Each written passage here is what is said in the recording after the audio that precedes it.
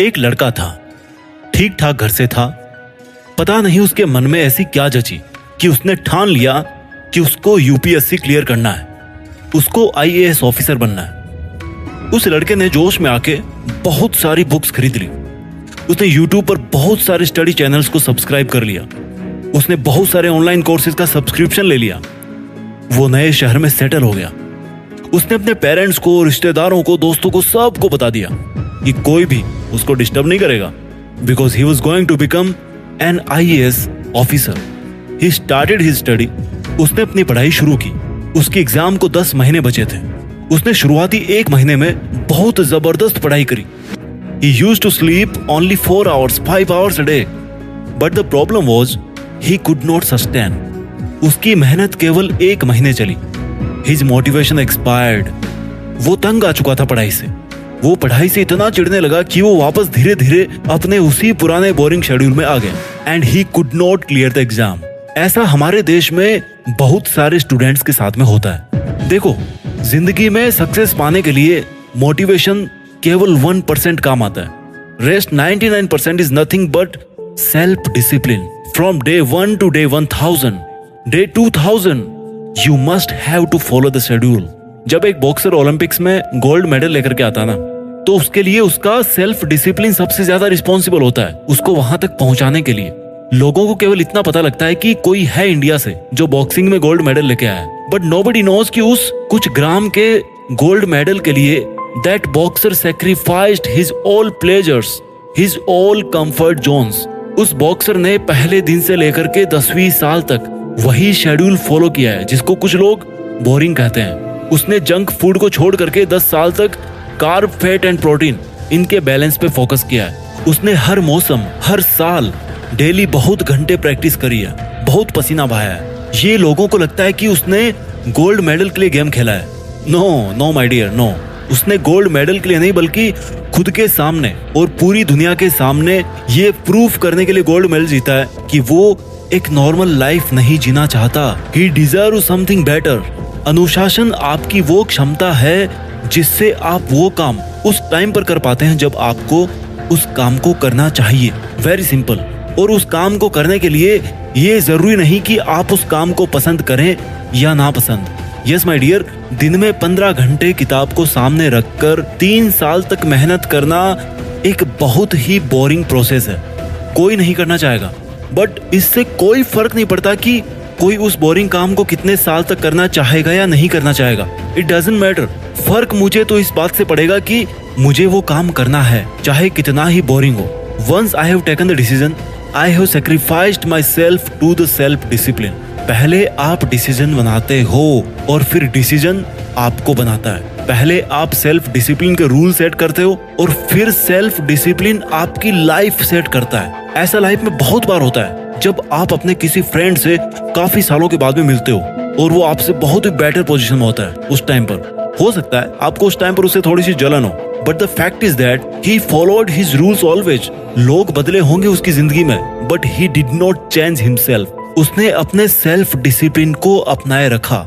When we talk about self discipline, we must have a clear goal in our mind कि आप करना क्या चाहते हो भाई।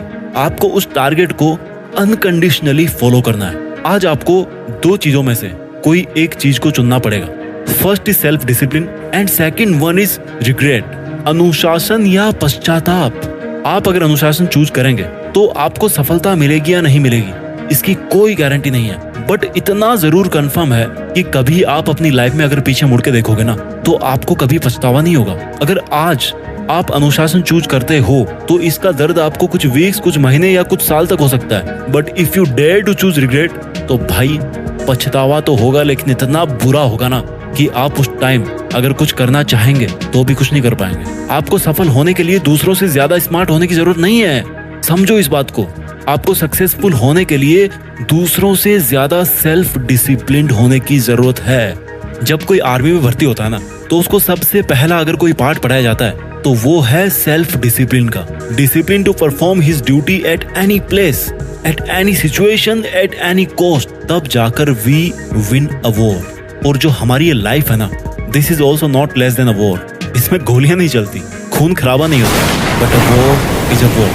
और जिंदगी के इस युद्ध का असली विजेता बनने के लिए अगर आपको सबसे पहले कुछ सीखना है, that is only self discipline. Now question comes, how to become self discipline. Step number 1, सबसे जरूरी चीज है सेल्फ डिसिप्लिन को बनाने के लिए गोल सेटिंग। आपकी लाइफ का एक लक्ष्य निर्धारित कीजिए। आपको क्या लगता है आपको लाइफ में क्या करना चाहिए? आपको क्या लगता है कि कौन सी चीज आपकी लाइफ में सबसे ज्यादा जरूरी है? Is it your self respect? Is it money? Is it a job? और इज इट अ रिलेशनशिप? कोई भी आपका लक्ष्य हो, it doesn't matter. Step number 2, मुझे ये काम करना चाहिए। इस वाक्य से निकल के आप इस लाइन पे आइए कि मैं ये काम कर रहा हूं। द मोमेंट यू रियलाइज कि आपको ये काम करना चाहिए, you must not wait for anything. आपको अपने उस आइडिया पर काम करना शुरू कर देना है at that very very very first moment. जो रेस में सबसे पहले स्टार्ट करता है ना, उसके चांसेस भी ज्यादा होते हैं सबसे आगे रहने के, सब्जेक्टेड टू हिज परसिस्टेंस। यानी कि लगातार काम करने की जो आदत होती है ना, वही रेस में सबसे ज्यादा आगे आपको लेकर के जाती है। Step number 3, create a deadline. जब कोई रेस शुरू होती है तो जो दौड़ने वाला होता है उसके सामने एक टारगेट होता है कि वो रेस 100 मीटर की है या 10 किलोमीटर की है। उस रनर की तैयारी और माइंडसेट भी उसी तरह से होता कि वो अपने आप को मेंटली तैयार कर सके।